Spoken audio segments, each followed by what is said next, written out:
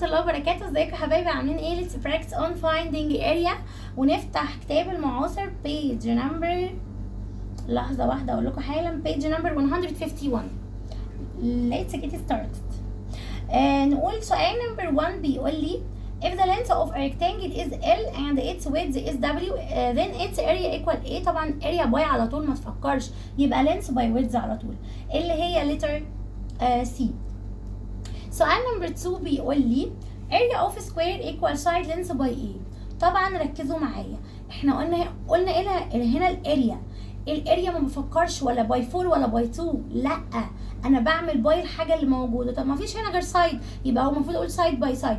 طب ما فيش كلمه سايد باي سايد، فاتفقنا زي ما كنت لسه بقول لكم ممكن نقولها سايد باي اتسيلف. اوعى تتلخبط وتعمل باي 4، ده البارامتر.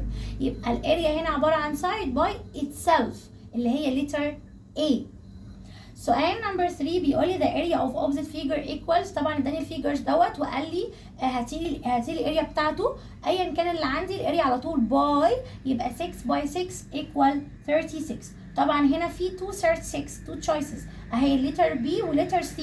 طبعا اتفقنا الاريا فيها باور 2 اللي هي سكوير اريا او سكوير مترز، ايا كان هي عباره عن ايه، يبقى 36 كيلو مترز اللي هي باور 2 لتر سي.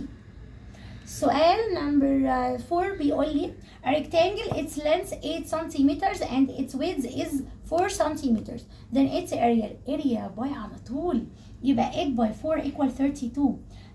يبقى letter A.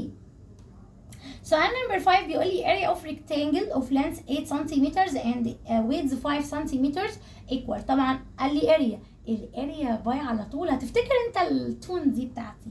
اوكي، يبقى 8 by 5 equal 40، يبقى letter D. سؤال نمبر 6 بيقول لي a rectangle of length 20 centimeters and 10 centimeters then its area equals A. برضو يبقى انا هعمل area باي على طول، يبقى انا هعمل 20 by 10 equal 200. طبعا ال 2 zeros بينزلوا و 2 by 1 equal 2، يبقى 200. طب ميس في عادي يقول لي دوري على 200 وخلاص، يبقى letter V. سؤال نمبر 7 بيقول لي a rectangle of length 9 centimeters والويدث بتاعها 6 centimeters then its area equals A. طبعا الاريا باي على طول، يبقى 9 by 6 او زي ما بتقولها 9 times 6 equal 54، يبقى letter A. سؤال نمبر 8 بيقول لي the area of rectangle with 4 centimeters long and 3 centimeters wide اللي هو اللينث والويدث برضو equals كام سنتيمترز. طبعا الاريا باي على طول، يبقى انا هعمل 4 by 3 equals 12، يبقى letter A. سؤال نمبر 9 بيقول لي a square whose side length is 5 centimeter then its area equal A. طبعا الاريا باي على طول، طب انا ما عنديش غير 5، يبقى اكيد side by itself، يبقى 5 by 5 equals 25. محدش يعمل لي باي 4 والنبي والله العظيم بتتلخبطوا، يبقى 25 اللي هي letter B.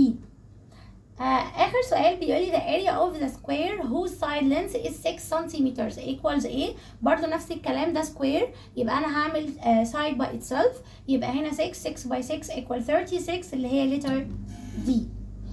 وبكده نكون خلصنا، واشوفكم على خير السيشن الجاي.